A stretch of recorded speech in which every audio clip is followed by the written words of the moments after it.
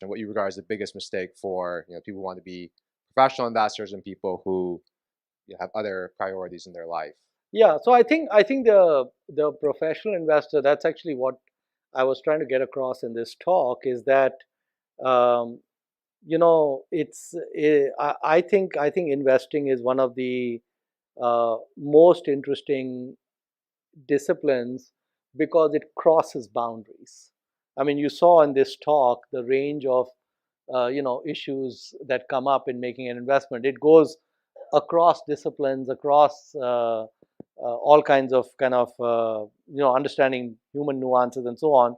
So I think of investing actually as being one of the broadest disciplines. And so if you are a person who enjoys that, who enjoys wading across different disciplines, reading, learning, understanding uh, how humanity works and how the world works, uh, then this may be the right place to you. And also then look at those three factors, right? The patience, and then the decisiveness, and then willingness to be different. If those are you, then it makes sense. And for the crowd that doesn't want to be in this field, there's nothing wrong with that. There's 100 different ways to live your life, and investing is just one of them. So So I meant, what do you regard as the biggest mistake in their like the biggest landmine to avoid? So this is the like inversion thing where you want to try and avoid a big mistake. So for the non-professional investors, what would you regard as well, the most common? the non-professional investor, I would say indexing is a very good way to go.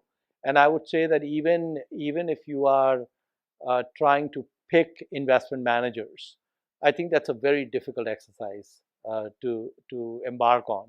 It's not the subject of the talk we went through today, but so I would say that if you are a know nothing investor, or an investor who doesn't do this full time or and such, then certainly taking an index approach is a very good way to avoid a lot of pitfalls. And the key is, like I told you with the example of compounding. Einstein called it the eighth wonder of the world. The key is that if you are spending less than you earn, and you just sock it away, and with the ups and downs of the stock market, I mean, the S&P over the last 100 years has still done 9% a year. So, so you'll still end up at a decent place.